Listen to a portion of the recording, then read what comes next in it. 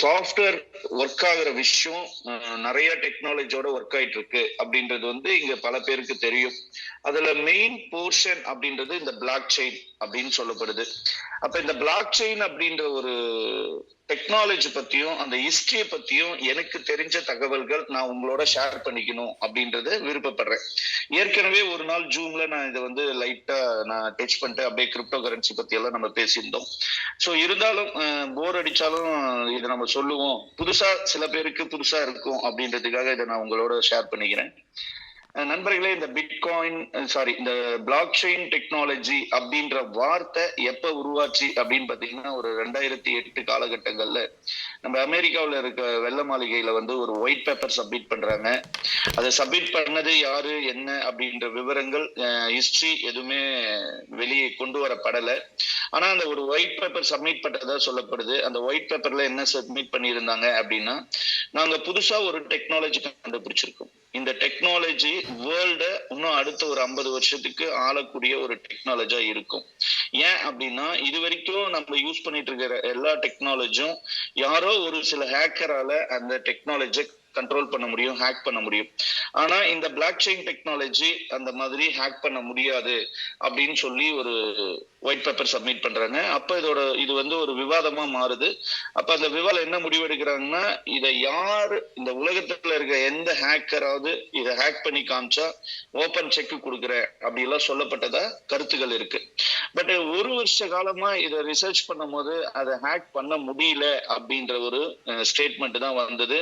அப்பதான் இந்த block chain டெக்னாலஜியை அக்செப்ட் பண்ணாங்க. அப்படி அக்செப்ட் பண்ணும் போது அவங்க அடுத்ததா ஒரு ஒயிட் பேப்பர் சப்மிட் பண்றாங்க. இந்த பிளாக் செயின் டெக்னாலஜி அதிகமா யூஸ் பண்றதுக்கான ஒரு மெத்தடா நாங்க ஒரு கரன்சிய லான்ச் பண்றோம். இந்த கரன்சி வேர்ல்டோட கரன்சியா இருக்கும். ஒரு கண்ட்ரியோட கரன்சியாவோ இல்ல ஒரு தனிப்பட்ட அமைப்போட கரன்சியாவோ இருக்காது. இது உலகத்துக்கு பொதுவான ஒரு கரன்சியா இருக்கும் அப்படின்ற மாதிரி சொல்லி ஒரு ஒயிட் பேப்பர் சப்மிட் பண்றாங்க. ஓகே, அந்த கிரிப்டோ அதாவது பிட்காயின் அப்படின்ற ஒரு கரன்சியை சப்போர்ட் பண்றாங்க. அதுக்கப்புறம் அது வளர்ந்து இன்னைக்கு அது கிரிப்டோ கரன்சி அப்படின்ற ஒரு மாபெரும் இண்டஸ்ட்ரியாவே உருவாயிருக்கு. இது ஒரு சப்ஜெக்ட், இதை நம்ம ஒரு நாள் டீப்பா பார்க்கலாம். பட் இந்த பிளாக் செயின் டெக்னாலஜி ஏன் எல்லாராலையும் போற்றப்படுது, எல்லாராலையும் ஏன் இது தேவை அப்படிங்கிறாங்க அப்படின்னு பாத்தீங்கன்னா, ஒரு நிமிஷம். Thank you sir. ஹோஸ்ட்ல இருக்கீங்க, கொஞ்சம் அந்த இது பண்ண அன்மியூட் பண்ணுங்க சார், மியூட் பண்ணுங்க சார் ப்ளீஸ்.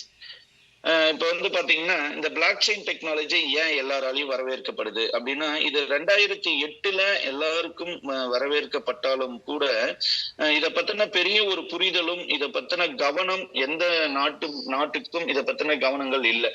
அமெரிக்காவில் ஒரு இன்சிடென்ட் நடக்குது. அந்த இன்சிடென்ட்டுக்கு அப்புறம் தான் இந்த பிளாக் செயின் டெக்னாலஜி ஒரு பெரிய ரெவல்யூஷன், ஒரு புரட்சியவே ஏற்படுத்துது அப்படின்னு கூட சொல்லலாம். அப்படி என்னதான் சார் அப்படி நடந்தது அப்படின்னு பாத்தீங்கன்னா, மிகப்பெரிய இப்ப அமெரிக்கா மாதிரி வளர்ந்த நாடுகள்ல மெடிக்கலைஸ் எப்படி இருக்கும் அப்படின்னு பாத்தீங்கன்னா, நீங்க ஜஸ்ட் உங்களுக்கு ஒரு நம்பர் இருக்கும். அந்த நம்பரை அந்த ஹாஸ்பிட்டல்ல சொன்னீங்கன்னா, உங்களுக்கு ஜுரத்துல இருந்து இன்னும் சொன்னா தலைவலியில இருந்து இன்னைக்கு உங்களுக்கு அட்மிட் பண்ணி ஒரு ஆபரேஷன் பண்றாங்க அப்படின்னா அதோட எல்லா டேட்டாவுமே அந்த சிஸ்டத்துல தான் இருக்கும்.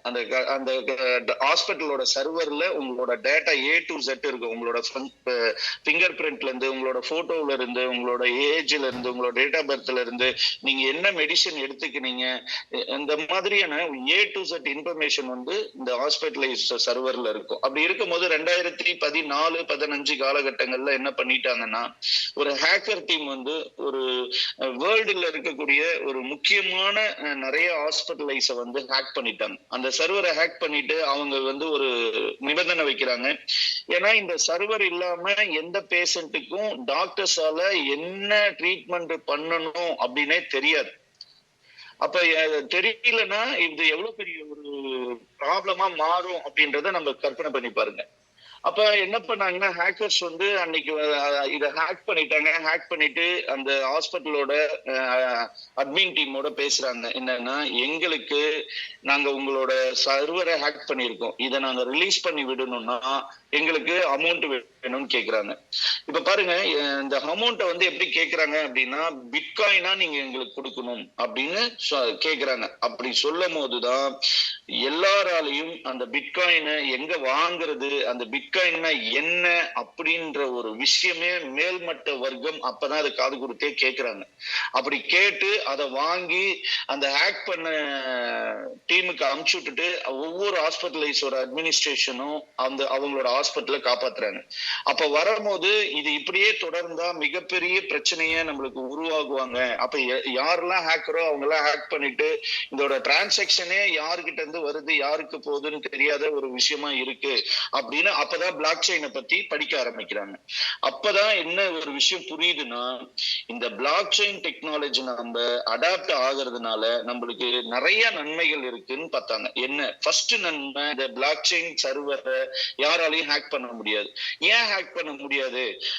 அவ்வளோ பெரிய கட்டுக்கோப்பா தன்னோட ஆபீஸ்க்குள்ளேயே அவ்வளவு செக்யூரிட்டி பர்பஸோட வச்சிருக்கக்கூடிய ஒரு சர்வரை ஹேக் பண்ண முடியுதுன்னா, இந்த பிளாக் செயின் டெக்னாலஜியோட சர்வர் அப்படி எங்கதான் இருக்கும்? ஏன் அதை ஹேக் பண்ண முடியாது அப்படின்னு சொல்லப்படுது அப்படின்னு பாத்தீங்கன்னா, இந்த பிளாக் செயின் டெக்னாலஜி அப்படின்றதுக்கான ஒரு சர்வர் தனிப்பட்ட முறையில எங்குமே கிடையாது. இத நோடர் கம்யூனிட்டின்னு சொன்னாங்க. அதாவது இது 2011 10 11 12 காலங்கள்ல வந்து நோடர் கம்யூனிட்டின்னு சொல்லுவாங்க. யாரோட பிளாக் செயின் சர்வரை அந்த கோர் சாஃப்ட்வேரை நம்ம டவுன்லோட் பண்ணிட்டு இந்த நோட ரன் பண்ணி காட்டுறோமோ அவங்க எல்லாருமே அந்த கம்ப்யூட்டர் எல்லாமே இந்த பிளாக் செயினோட சர்வரா உருவாக்கி இருந்தாங்க. இதுதான் இவங்களோட மிகப்பெரிய ஸ்ட்ரென்த். அப்போ உலகத்துல இந்த பிட்காயின் மைனிங்னு ஒரு சப்ஜெக்ட் இருக்கு. அதாவது என்னன்னா, ஒரு டிரான்சாக்சன் நடக்குதுன்னா, இப்ப சபரி கிட்ட இருக்கக்கூடிய பிட்காயின் வந்து சுப்பிரமணிய சாருக்கு போகுது அப்படின்னா இதுக்கான ஒரு ஆஷ் வேல்யூ ஜென்ரேட் ஆகும். இது ஒவ்வொரு டிரான்சாக்சனுக்கும் ஆஷ் வேல்யூ ஜென்ரேட் ஆகுமா? இல்ல. ஒரு குறிப்பிட்ட பாக்ஸ் ஃபில் ஆகுறதுன்னா அந்த பாக்ஸுக்கு வந்து ஒரு ஆஷ் வேல்யூ ஜென்ரேட் ஆகும். அந்த ஆஷ் வேல்யூ ஜென்ரேட் ஆகி ஒரு ரிப்பன்ல நம்ம எப்படி ஒரு கிஃப்ட் பாக்ஸ் கட்டுவோமே அந்த மாதிரி அந்த ஆஷ் வேல்யூல அந்த பாக்ஸை கட்டிடுவாங்க. அந்த ஆஷ் வேல்யூ தெரிஞ்சு அதுக்குள்ள ஓபன் பண்றதுன்றது சாதாரண விஷயம் இல்லை. இந்த மாதிரி வேர்ல்டுல இருக்கக்கூடிய இந்த மைன் பண்ணக்கூடிய அத்தனை கம்ப்யூட்டரும் இந்த பிளாக் செயினோட சர்வரா இருக்கிறதுனால இது வந்து யாராலையும் ஹேக் பண்ண முடியல அப்படின்றத உலக நாடுகள் ஒத்துக்கினாங்க. இந்த ஹேக்கிங்க்கு அப்புறம், இந்த மெடிக்கலைஸ் ஹேக்கிங்க்கு அப்புறம் ஃபர்ஸ்ட் முதல் முறையா இந்த உலகத்துல நிறைய டிபார்ட்மெண்ட் இருக்கு. ஐ மீன் என்னன்னா துறைகள் நிறைய இருக்கு. அதுல இந்த பிளாக் செயின் டெக்னாலஜி உடனே நம்ம அடாப்ட் பண்ணணும்னு சொல்லிட்டு இருக்கிற மெடிக்கலைஸ்ட் ஃபாரின்ல இருக்கிற எல்லா மெடிக்கலைஸ் ஹாஸ்பிட்டலைஸும் மிகப்பெரிய ஹாஸ்பிட்டலைஸ் எல்லாமே வந்து அவங்களோட சர்வரை பிளாக் செயின்குள்ள கொண்டு வந்தாங்க. அப்படி பிளாக் செயின்குள்ள கொண்டு வரும்போதுதான் ஒவ்வொரு நாடும் இதை வந்து மெடிக்கலைஸ் மட்டும் இல்ல, நம்ம ஒவ்வொரு நாட்டோட அரசியல்ல இருக்கக்கூடிய ஃபார் எக்ஸாம்பிள் ரிஜிஸ்ட்ரேஷன்ல இருந்து ஒவ்வொரு, அதாவது பத்திரப்பதிவுத்துறை அதுல இருந்து அடுத்ததா வந்து வருமானத்துறை அதுல இருந்து எல்லாத்துலயும் இந்த பிளாக் செயின் டெக்னாலஜியை சர்வரா கொண்டு வரணும் அப்படின்ற முயற்சிகள் இன்னைக்கும் பண்ணிட்டு இருக்காங்க. நம்ம பக்கத்து மாநிலம் ஆந்திராவில் இதுக்கான ஒரு பெரிய டீம் போட்டு எல்லாம் ஒர்க் பண்ணதா ஹிஸ்டரி இருக்கு. அதை நம்ம படிச்சிருக்கோம். நிறைய கவர்மெண்ட் சர்வரும் இன்னைக்கு வந்து பாத்தீங்கன்னா கிட்டத்தட்ட இது பிளாக் செயின் டெக்னாலஜில ஒர்க் ஆகுது அப்படின்றது உண்மை. ஓகேங்களா? ரைட். இந்த மாதிரி ஒரு பெரிய ரெவல்யூஷனை ஏற்படுத்தின ஒரு டெக்னாலஜி. இது வரைக்கும் டெக்னாலஜில நிறைய விஷயம் வந்திருக்கு. ஆனா இந்த அளவுக்கு உலகத்துல ஒரு டெக்னாலஜியை பார்த்து வரவேற்றதும் பயந்ததும் அப்படின்னு பாத்தீங்கன்னா அது இந்த பிளாக் செயின் டெக்னாலஜி தான். ஏன்னா இதோட விஷயம் அவ்வளவு மிராக்கிளா இருந்தது. இந்த பிளாக் செயின் டெக்னாலஜி மூலியமா நம்ம ஒரு தொழில் பண்ணா அதுல என்ன நன்மைகள் இருக்கு அப்படின்னு பாத்தீங்கன்னா, ஃபர்ஸ்ட் இது வந்து வெளிப்படைத்தன்மையானது. இது வந்து ஓபன் லெட்ஜர்னு சொல்லுவாங்க. இந்த வெளிப்படைத்தன்மை அப்படின்றது என்ன அப்படின்னா, இந்த உலகத்துல இருக்கிற எல்லா மக்களும் ஒரு வேலட் அட்ரஸ் உங்களுக்கு தெரியும்.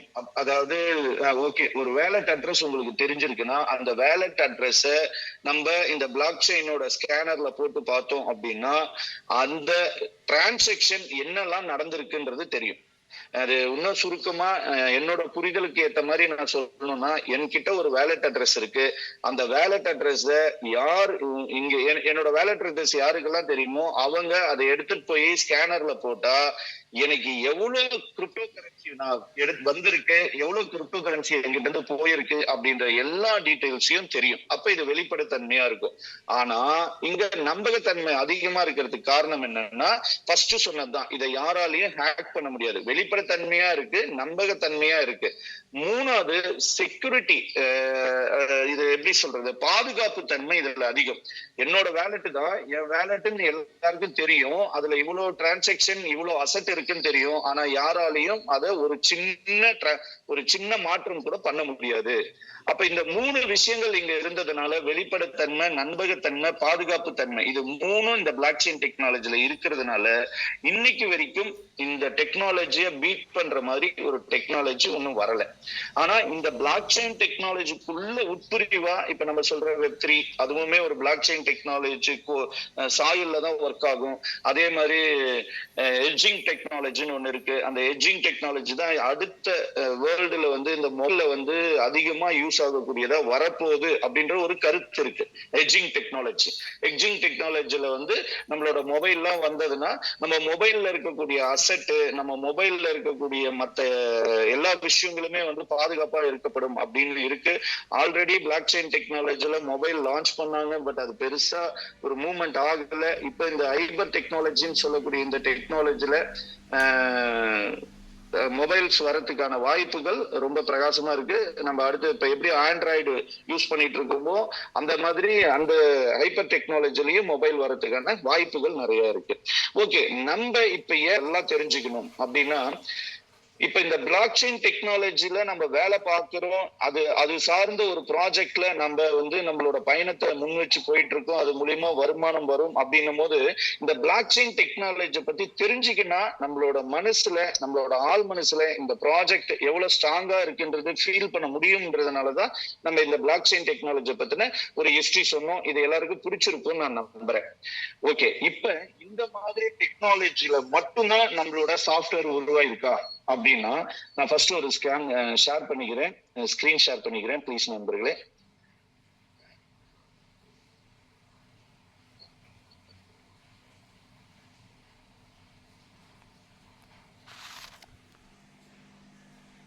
சாரி, ஒரு நிமிஷம் இருக்கும். ஓகே, தேங்க்யூ நண்பர்களே. இப்ப இந்த டெக்னாலஜி நம்ம யூஸ் பண்ணிட்டு இருக்கக்கூடிய ஒரு சாஃப்ட்வேர், இந்த நம்ம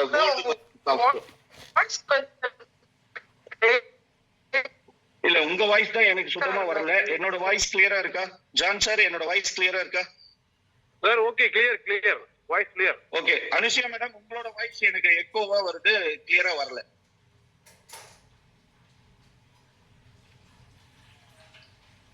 ஓகே நண்பர்களே, இப்ப வந்து பாத்தீங்கன்னா பிளாக் செயின் டெக்னாலஜி பத்தின ஒரு சின்ன ஹிஸ்டரி நம்ம பார்த்தோம்.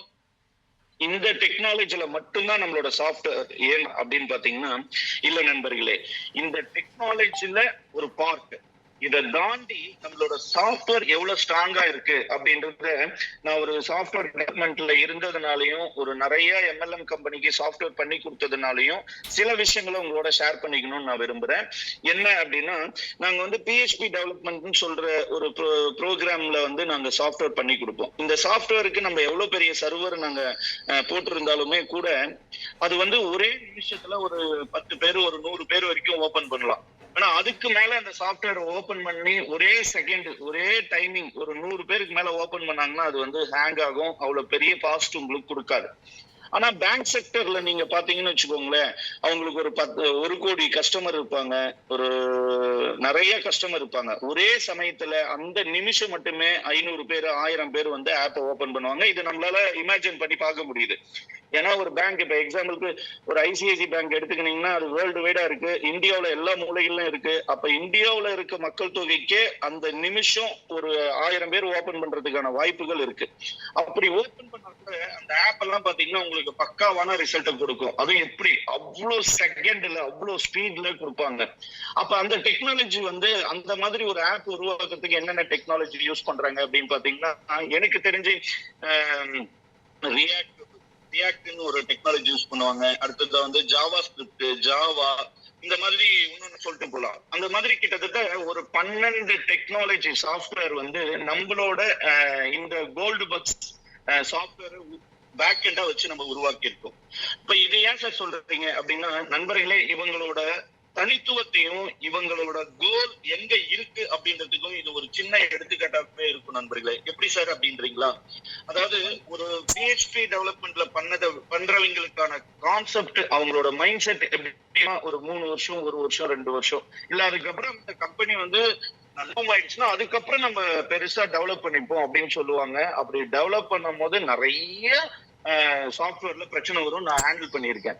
ஆனா இவங்க கம்பெனி வரும்போதே எப்படி வந்திருக்காங்கன்னா, இன்னும் 10 வருஷத்துக்கு கழிச்சு எப்படி இருந்தாலும் நான் ஒரு மிக பிரம்மாண்டமான ஒரு கம்பெனியா மாற போறேன். அந்த கம்பெனிக்கு என்ன அடித்தளம் இங்க வேணுமோ, அந்த சாஃப்ட்வேர்ல இன்னும் ஸ்ட்ராங்கான அடித்தளம் எப்படி போட முடியுமோ அந்த மாதிரி இந்த டெக்னாலஜி நம்மளுக்கு கிரியேட் பண்ணி கொடுத்திருக்காங்க. ஓகே சார், அப்படி டெக்னாலஜி கிரியேட் பண்ணி கொடுக்கும் போது ஒரு அழகான நமக்கு விண்டோ கொடுத்திருக்காங்க. அந்த விண்டோல என்னென்ன இருக்கு? ஹோம் பேஜ் இருக்கு, அபவுட் அஸ் நம்மளோட விஷயங்கள் இருக்கு. ஹோம் பேஜுக்கு அடுத்தது வந்து பாத்தீங்கன்னா நம்மளோட அபவுட் அஸ்ல வந்து நம்ம கம்பெனி யாரு, அவங்களோட விஷயங்கள் என்ன, எல்லாமே நமக்கு தெளிவா அவங்க கொடுத்திருக்காங்க. அடுத்ததா சர்வீஸ். அவங்களோட சர்வீஸ் என்ன அப்படின்னு பாத்தீங்கன்னா, டீசென்ட்ரலைஸ்டு பிளாக் செயின் வேலட் எல்லாருக்கும் ஃபர்ஸ்ட் கொடுக்குறோம். இப்ப ஒரு வேலட் அப்படின்றது எல்லாருக்கும் நார்மலா தெரியலாம். ஆனா இந்த கிரிப்டோ கரன்சின்ற பத்தி தெரிஞ்சவங்களுக்கு இந்த வேலட் எவ்வளவு பெரிய முக்கியம் அப்படின்றது நல்லா ஃபீல் பண்ணுவீங்க நான் நம்புறேன். அப்ப இந்த வேலட்டை நீங்க கிரியேட் பண்ணணும் அப்படின்னா ஒரு டீசென்ட்ரலைஸ்டு ஆப் டவுன்லோட் பண்ணணும். அந்த ஆப்ல வரக்கூடிய உங்க செல்லுல அந்த ஆப்பை டவுன்லோட் பண்ணி அது ஒரு 12 பாஸ் கீ கொடுக்கும். அந்த பாஸ் கீயை நீங்க பத்திரமா லாக் பண்ணி வச்சிருக்கணும். அது மிஸ் ஆயிடுச்சுன்னா அந்த வேலட்டுக்குள்ள இருக்க அசட்டை நீங்க திருப்பி எடுக்கவே முடியாது. ஆனா நண்பர்களே பாருங்க, காலம் மாறும் போது நம்ம கம்பெனி எவ்வளவு அருமையான வாய்ப்பை நம்மளுக்கு கொடுத்திருக்காங்கன்னா, ஒரு வேலட் கிரியேட் பண்ணி கொடுத்துட்டாங்க. அந்த வேலட்டுக்கான உங்களோட பாஸ் கீ, பிரைவேட் கீ, என்கிரிப்ட்னு சொல்ற மெத்தட்ல நம்ம டீசென்ட்ரலைஸ்டு வேலட்லயே ஸ்டோர் ஆயிருக்கும். அதை நீங்க ஜஸ்ட் எத்தனை 5 வருஷம் கழிச்சு இந்த லாகின்ல போயிட்டு உங்களோட வேலட்டோட பிரைவேட் கீ வேணும்னு நீங்க அடிச்சீங்கன்னா உங்களோட மெயிலுக்கு வரும். இன்னைக்கு வரைக்கும் நாங்க தான் அப்படின்னு சொல்ற ஒரு மிக பிரம்மாண்டமான ஒரு டீசென்ட்ரலைஸ்டு ஆப் இந்த விஷயத்த நம்மளுக்கு பண்ணி கொடுக்கல. அவன் என்ன சொல்லிட்டான், நீ என்னை ஓபன் போது நான் உங்களுக்கு ஒரு 12 பாஸ் கீ கொடுப்பேன், அந்த கீயை நீ பத்திரமா வச்சுக்கலன்னா உன்னோட அசட்டை என்கிட்ட கேட்க கூடாது. இதுதான் அங்க இருக்கிற டிஸ்க்ளைமர். இது எத்தனை பேர் படிச்சிருக்கோம் அப்படின்றது எனக்கு தெரியாது. சோ நம்ம இங்க டீசென்ட்ரலைஸ்டு பிளாக் செயின் வேலட்டை ஒரு சிம்பிளைஸா நம்ம கிரியேட் பண்ணி தரோம். இது ஒரு பிரம்மாண்டமான விஷயமா நான் பாக்குறேன். அடுத்தது ஜிபி. எக்ஸ்கியூஸ் மீ வாய்ஸ் ஓகேவா?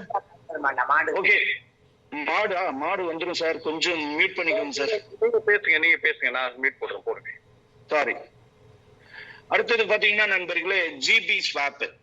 இந்த ஸ்வாப் சிஸ்டம் அப்படின்றது வந்து பாத்தீங்கன்னா எத்தனை கம்பெனி, எந்த கம்பெனியுமே ஸ்வாப் சிஸ்டத்தை தன்னோட பிளாட்ஃபார்ம்ல இது வரைக்கும் கொடுக்கல. ஸ்வாப் சிஸ்டம் அப்படின்னா என்ன பண்ணுவாங்கன்னா, பேன்கேக் ஸ்வாப் அப்படின்ற ஒரு தனி ஆப் இருக்கு. அந்த பேன்கேக் ஸ்வாப்ல போயிட்டு லிக்விடிட்டியை மெயின்டைன் பண்ணுவாங்க. இங்க வந்து இவங்களோட டோக்கன் இருக்கும். இந்த டோக்கனை லிக்விடிட்டி இருக்கிற வரைக்கும் நீங்க ஸ்வாப் பண்ண முடியும். ஆனா நம்மளோட ஸ்வாப் சிஸ்டம் எப்படி ஒர்க் ஆகுதுன்றத நீங்க நல்லா தெரிஞ்சுக்கோங்க மக்களே. இந்த GPUSD to USDT அப்படின்னா, இந்த GPUSDTயும் நீங்க உடனடியா இந்த GPUSDTயும் நீங்க உடனடியா வெளியே எடுக்க முடியாது. யாரும் ஹேண்டில் பண்ணி ஒரு இவ்வளவு காயின் எடுத்து வெளியே போடுங்க, அவ்வளவு காயின் எடுத்து அப்படி பண்ண முடியாது. நீங்க உள்ள என்ன USDT உள்ள போதோ அதுக்கு நிகரான GPUSD மட்டும்தான் ரிவார்டா போகும். அதே மாதிரி உள்ள போயிருக்கக்கூடிய USDT வந்து யாருக்கெல்லாம் ரிவார்டா GPUSD போயிருக்கோ அவங்க ஸ்வாப் பண்ணா மட்டும்தான் உள்ள USDT திருப்பி ரிட்டர்ன் பேக் வரும். இத நடுவுல யாராலையும் USDT உள்ள வைக்கணும். இந்த லிக்விடிட்டின்ற ஒரு வார்த்தையை கேட்டுட்டு மக்கள் எல்லாருமே என்கிட்ட ஸ்டார்டிங்ல கேட்டாங்க, லிக்விடிட்டி நீங்க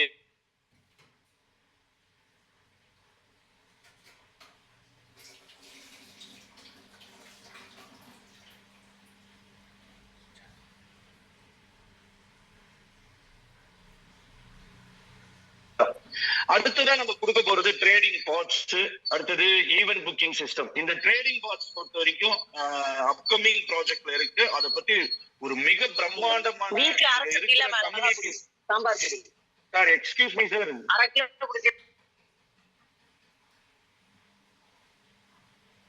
சாரி நண்பர்களே, என்னோட வாய்ஸ் ஆடியபிளா இருக்கா? Sir audible. நான் மியூட் ஓகே நண்பர்களே, நான் ஒரு நல்ல விஷயம் உங்களோட பகிர்ந்துக்கணும்ன்றதுக்காக பகிர்றேன். உங்களோட ஏதோ ஒரு காரணத்தால தான் இது அன்மியூட் ஆகுதுன்னு எனக்கு தெரியும். உங்களுக்கு அப்படி இதை கேட்கறத விட வேற வேலைகள் இருந்தா கேட்க வேணாம். இது நீங்க லிமிட் பண்ணி வெளியே போங்க. நீங்க எப்ப ஃப்ரீயா இருக்கீங்களோ அப்ப உள்ள வந்து கேளுங்க ப்ளீஸ் நண்பர்களே, யாரும் கோச்சிக்க வேணாம். அடுத்ததான் வந்து பாத்தீங்கன்னா இந்த கிரேடிங் பாட்ஸ் அப்படின்றது ஒரு மிக பிரம்மாண்டமான விஷயம். இன்னைக்கு யாரெல்லாம் கம்யூனிட்டியை உருவாக்கி அப்படி கெத்தா ராஜா மாதிரி ஒரு படையை உருவாக்கி வச்சிருக்கீங்களோ அவங்க எல்லாம் இந்த வருஷ கடைசியில உண்மையிலே ராஜா மாதிரி வாழ போறோம். அவ்வளவு பெரிய விஷயம் ட்ரேடிங் பாட்ல வரும். அதுல மட்டும்தான் வருமா? இல்ல, அதுவும் ஒரு பார்ட்டா இருக்கும். அது அடுத்தது ஈவென்ட் புக்கிங் சிஸ்டம். ஆல்ரெடி இந்த ஈவென்ட் புக்கிங் சிஸ்டத்தை பத்தி நம்ம பார்த்திருக்கோம். அப்படி என்னதான் ஈவென்ட் புக்கிங் சிஸ்டம் இருக்கு sir? Actually event booking system இன்னைக்கு நம்மளோட கஸ்டமர் ஸ்ட்ரென்த் வந்து எல்லாரும் அப்படியே ஸ்கிரீன்ல பாத்துட்டு இருக்கீங்க. 2334 இந்த 24 ஹவர்ஸ்ல 23 வந்திருக்கு. ஒரு 10,000 கஸ்டமர் இருக்காங்க எங்களோட கம்யூனிட்டியில அப்படின்னு சொல்லிட்டு ஈவெண்ட் நடத்துற ஈவெண்ட் மேனேஜ்மெண்ட் கிட்ட கொடுத்தோம்னா நம்ம இந்த இந்தியாவுல நடக்கக்கூடிய அத்தனை ஈவெண்டோட ப்ரோக்ராமும் நம்மளோட இந்த கம்யூனிட்டிக்கு ஷோ ஆயிட்டு தான் இருக்கும்.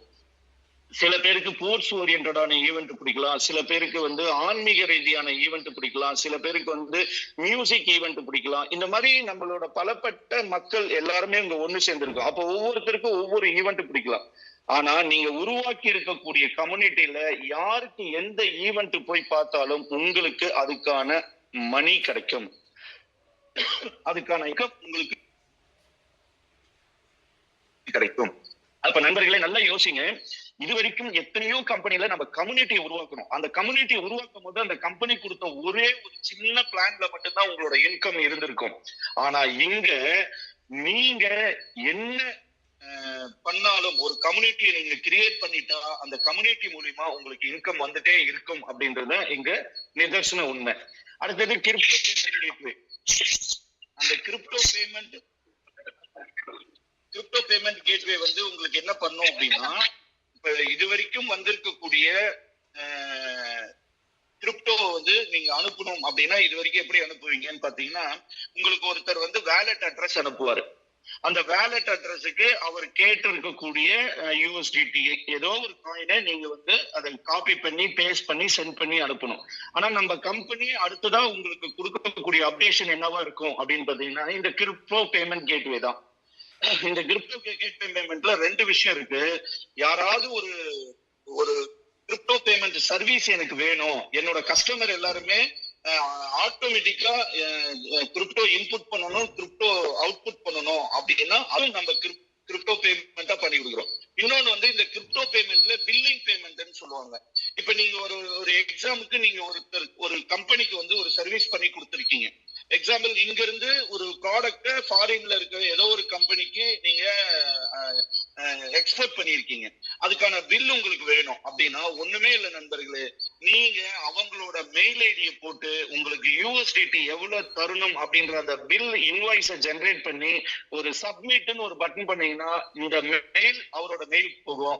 அவர் அந்த மெயிலை ஓபன் பண்ணி அவர் ஓகே நான் இதை கொடுக்கணும் நான் சென்ட் பண்றேன் அப்படின்னு சொல்லிட்டு ஓகே கொடுத்தாருன்னா ஆட்டோமேட்டிக்கா அவரோட வேலெட் வந்து அவர் வச்சிருக்க செல்லுல இருக்கிற வேலெட் ஓபன் ஆகும். அந்த வேலெட்ல கன்ஃபர்மேஷன் கேட்கும், இன்னார் இவ்வளோ யூஎஸ்டிடி கேட்டிருக்காரு, இதை நான் அனுப்பட்டுமான்னு கேட்கும். அனுப்புங்கன்னு அவர் சொன்னா அடுத்த 22 செகண்ட்ல உங்களோட வேலெட்ல நீங்க கேட்ட யூஎஸ்டிடி கிரிப்டோ கரன்சில இன்னைக்கு யூஎஸ்டிடி தான் ஒரு ஸ்டேபிள் காயின். அப்ப யூஎஸ்டிடியா எக்ஸாம்பிளா எடுத்துக்கலாம். பட் நம்ம கம்பெனில இருக்க ஜிபியூஎஸ்டி, பிஎன்பி அண்ட் அடுத்ததா வரக்கூடிய கோல்டு டோக்கன் இது எல்லாமே நீங்க ஒரு மெயில் மூலியமா அவங்க கிட்ட இருந்து ரிசீவ் ஆகிக்கலாம். இதுல என்ன சார் பிளஸ் இருக்கு அப்படின்னா, இப்ப நான் சொல்ல போற தவிர நானே நிறைய டைம் பண்ணிருக்கேன். என்ன அப்படின்னா, எனக்கு வந்து இந்த மீட்டிங்ல நான் பேசிட்டு இருப்பேன், அவர் வந்து எனக்கு ஜிபியூஎஸ்டி வேணும், யூஎஸ்டிடி வேணும், பிஎன்பி வேணும் அப்படின்னு சொல்லிட்டு அந்த அட்ரஸ் அனுப்புவாரு. நான் அந்த அட்ரஸுக்கு பதிலா ஏற்கனவே அமிச்ச ஒருத்தரோட அட்ரஸை காப்பி பண்ணி பேஸ்ட் பண்ணி நான் அமிச்சிருக்கேன், எத்தனையோ டைம் அமிச்சிருக்கேன். அப்ப இந்த மாதிரியான தவறுகள்லாம் இதுக்கு மேல நம்ம கம்பெனில நடக்காது. ஒருத்தரோட மெயில் ஐடி தெரிஞ்சா இந்த உலகத்துல இருக்கக்கூடிய எந்த மூலையில இருந்து கூட அவங்க கிட்ட இருந்து நீங்க பேமெண்ட்டை நம்ம பண்ணிக்க முடியும். இதை எல்லாத்தையும் விட அடுத்தது கோல்டு பக்ஸ் கம்யூனிட்டி. இந்த இருக்கிற எல்லா ப்ராஜெக்டும் முதன்மை தலைமையானது கோல்டு பக்ஸ் கம்யூனிட்டி. அப்ப இந்த கோல்டு பக்ஸ் கம்யூனிட்டியை உருவாக்குற அத்தனை பேரும் இந்த கம்பெனியோட ஓனர்ஸ், இந்த கம்பெனியோட பார்ட்னர்ஸ். ஏன் சார் அப்படி சொல்றீங்க? ஆமா நண்பர்களே, நம்ம ஒரு கம்பெனியில போயிட்டு ஓனரா இருந்தால் கூட நம்மளுக்கு 98% ரெவன்யூ வருமா, பிரிச்சு கொடுப்பாங்களா அப்படின்னா கண்டிப்பா சாத்தியம் இல்லாத ஒரு விஷயம். ஆனா இந்த கோல்டு பக்ஸ் கம்யூனிட்டியில இணைஞ்சிருக்க அனைத்து நண்பர்களுமே இந்த கம்பெனியோட ஓனர். அப்ப அந்த ஓனர்ஸ்க்கு என்ன கிடைக்குது அப்படின்னு பாத்தீங்கன்னா, ஓனர்ஸ்னாவே என்ன கிடைக்கும்? அதிகமான லாபம் கிடைக்கும்ன்றதுதான் முதல் மகத்துவமான விஷயம். இங்க அது 98% யார் ஒருத்தர் தன்னோட கம்யூனிட்டியை பெருசா டெவலப் பண்றாங்களோ, கோடீஸ்வரரா மில்லியனஸா மாறதுக்கான 100% வாய்ப்பு இங்க பிளான நம்மளுக்கு கொடுத்திருக்காங்க. சோ இது சர்வீஸ். அடுத்ததா பாத்தீங்கன்னா ஜிபி கம்யூனிட்டி அப்படின்னு சொல்றதுல அபவுட் த கம்யூனிட்டி கொடுத்திருக்கோம். ரீசெண்ட் ஈவென்ட்ஸ் என்ன கொடுத்திருக்கோம், பப்ளிக் டேஷ்போர்ட். நீங்க யாராவது ஒருத்தர் ஒரு கஸ்டமரோட ஐடி நம்பர், அவருக்கு ஒரு நோடு நம்பர்னு இருக்கும், அந்த நோடு நம்பரை எடுத்துட்டு போய் இந்த இடத்துல நீங்க கொடுத்துட்டு அந்த நோட் நம்பரை சர்ச் பண்ணீங்கன்னா நீங்க உள்ள ஒரு கஸ்டமரா இருக்கணும்ன்றதே இல்ல, அவங்களோட டீடைல்ஸ் ஃபுல்லாவே பார்க்கலாம். இப்ப இந்த நோடு நம்பரோட டீடைல்ஸ் அவர் 100 வரைக்கும் பண்ணியிருக்காரு, $242.2 USDT ஏர்ன் பண்ணியிருக்காரு. அவர் ஃபர்ஸ்ட் லெவல் முடிச்சிட்டாரு, செகண்ட் லெவல் முடிச்சிட்டாரு, தேர்ட் லெவல்ல இன்னும் 50% இருக்கு. அப்ப இந்த மாதிரி நீங்க வெளியவே ஒருத்தரோட லாகின்ல போய் பார்க்கணும்ன்ற அவசியம் கிடையாது. அவரோட நோட் ஐடி இருந்தாவே நீங்க இங்க பாத்துக்கலாம். அவருக்கு லாஸ்டா கிடைச்ச 10 ரிவார்டு, என்னென்ன ரிவார்டு அவருக்கு கிடைச்சிருக்கு அப்படின்றது முதல் கொண்டு நாம இங்க பாத்துக்கலாம். இப்ப எக்ஸாம்பிளுக்கு உங்களோட நண்பர்கள் ஐடியோ இல்ல உங்களோட லீடர்ஸ் ஐடியோ நோட் ஐடியோ உங்களுக்கு தெரியும் அப்படின்னா அவர் எந்த அளவுக்கு பெர்ஃபார்ம் பண்ணிட்டு இருக்காரு அப்படின்ற டீடைல்ஸை வித் சார்ட்டோட பாத்துக்கலாம். இந்த அளவுக்கு எந்த கம்பெனியும் ஒரு வெப்சைட் கொடுத்ததா எனக்கு தெரியல நண்பர்களே. அவ்வளவு அற்புதமான ஒரு டெக்னாலஜி, அவ்வளவு அற்புதமான ஒரு ஸ்கிரீன் பிளேவும் கொடுத்து இந்த சாஃப்ட்வேர் நம்ம கையில கொடுத்திருக்காங்க. அடுத்தது போர்ட்ஃபோலியோ. போர்ட்ஃபோலியோ பாத்தீங்கன்னா கம்மிங் சூன் போர்ட்ஃபோலியோ டீடைல்ஸ் வரும். அப்ப வரும்போது இந்த போர்ட்ஃபோலியோல இப்ப இருக்கிறது பாத்தீங்கன்னா கோல்டு பக்ஸ் கம்யூனிட்டி பிளான். இந்த கம்யூனிட்டி பிளானை பத்தின ப்ரௌச்சர்ஸ் எல்லாமே நீங்க எடுத்துக்கலாம். அடுத்ததான் கோல்டு பக்ஸ் அஃபிலியேட். இந்த அஃபிலியேட் ப்ரோக்ராம் பத்தி நான் உங்களுக்கு நிறைய விஷயம் பேசணும். ஏன்னா இதை பத்தி அவ்வளவு விஷயங்கள் ஃபியூச்சர்ல வரப்போகுது. ஏன்னா ஃபாரின் யூடியூபர் அஃபிலியேட்டர்ஸ் எல்லாமே இப்ப நம்மளோட மெயில் பண்ணிட்டு இருக்காங்க. அவங்க எல்லாரும் உள்ள வரும்போது இத ஒரு பிரம்மாண்டமான ப்ராடக்டா நம்மளுக்கு தெரியும். அடுத்தது மெயினா சொல்லக்கூடியது என்னோட ஒன்லி ஒன் லவ்வபிள் கேர்ள் ஜாரா. இந்த கம்பெனில நான் அதிகமா லவ் பண்ற என்னோட அசிஸ்டன்ட். அந்த ஜாரா அசிஸ்டன்ட பத்தி நிறைய விஷயங்கள் தேடுங்கன்றது மீன்ஸ் தெரிஞ்சுக்கோங்க. உங்க அப்ளைனர் மூலியமா அதை தெரிஞ்சுக்கோங்க. இவ்வளவு விஷயங்கள் நம்மளோட போர்ட்ஃபோலியோவில் இருக்கு. இன்னும் அப்கமிங் போர்ட்ஃபோலியோ நிறைய இருக்கு, நிறைய விஷயங்கள் வரும். இந்த போர்ட்ஃபோலியோவில் இருக்கிற ஒவ்வொரு சப்ஜெக்ட பத்தியும் நம்ம ஒரு நாள் ஃபுல்லா பேசுற அளவுக்கு போர்ட்ஃபோலியோ நம்ம கிட்ட இருக்கு. அடுத்ததான் கம்பெனில டெஸ்டிமோனியல். நம்ம கம்பெனியோட டாப் லீடர்ஸ் எல்லாருமே டெஸ்டிமோனியல்ல வருவாங்க. சோ ஒவ்வொருத்தரோட டெஸ்டிமோனியலும் நீங்க என்னன்றத படிக்கலாம். இப்ப இங்க இருக்கிற எல்லாருமே தானா அப்படின்னா இல்ல. நீங்க யார் பெஸ்டா உங்க பர்ஃபார்மன்ஸ் காட்டுறீங்களோ அவங்க எல்லாருமே இந்த கம்யூனிட்டிக்குள்ள வேர்ல்டு வைடா பார்க்கக்கூடிய இந்த சைட்ல உங்களோட போட்டோவும் உங்களோட டெஸ்டிமோனியலுமே வரும். இந்த டெஸ்டிமோனியல் எப்படி பண்றது சார், நான் எப்படி கொடுக்கறது, நான் இதை அச்சீவ் பண்ணிருக்கேன், என்னோட போட்டோ வருமா அப்படின்னா நீங்க கண்டிப்பா இங்க சாட் அப்படின்ற ஒரு ஆப்ஷன் இருக்கு. இந்த ஆப்ஷனுக்குள்ள நீங்க போயிட்டு கிளிக் பண்ணீங்கன்னா உங்களோட name, phone number, email, message கேட்கும். நீங்க அதை கொடுத்துட்டு சாட் பண்ணலாம். சாட் பண்றது மூலியமா உங்களோட அச்சீவ்மெண்ட் என்னன்றதை தெரிஞ்சு கம்பெனி உங்களோட டெஸ்டிமோனியலையும் இங்க கொடுப்பாங்க. ஓகேங்களா நண்பர்களே? அடுத்ததா பாத்தீங்கன்னா கான்டாக்டர்ஸ். ஆல்ரெடி சொன்ன மாதிரிதான் நீங்க ரைட் பண்ணணும், ஃபாலோ பண்ணணும். ஒன்னு ரைட்டர்ஸ் அப்படின்னா நீங்க இந்த சாட் மூலியமா அவங்களோட. அடுத்தது கான்டாக்டர்ஸ். அது பாத்தீங்கன்னா உங்களுக்கு டெலிகிராம் கம்யூனிட்டி வச்சிருக்காங்க, வாட்ஸ்அப் கம்யூனிட்டி வச்சிருக்காங்க. ஸோ இது மூலியமா நீங்க இந்த கம்பெனியை தொடர்பு கொள்ளலாம். நண்பர்களே, இது வரைக்கும் நம்ம பார்த்த விஷயங்கள், நான் சொன்ன விஷயங்கள் உங்களுக்கு ஒரு சில ஐடியாவை கிரியேட் பண்ணி கொடுத்திருக்கோம், இல்ல ஒரு சில நம்பகத்தன்மையை அதிகப்படுத்தி இருக்கோம் அப்படின்னு நான் நம்புறேன். தேங்க்யூ நண்பர்களே. இவ்வளவு நேரம் என்னோட ஸ்பீச்சை கேட்டதுக்கு மிக்க நன்றி. இந்த நாள் இனிய நாளாகட்டும், எல்லோருடைய பக்தியும் வளமாகட்டும். நன்றி. தேங்க்யூ.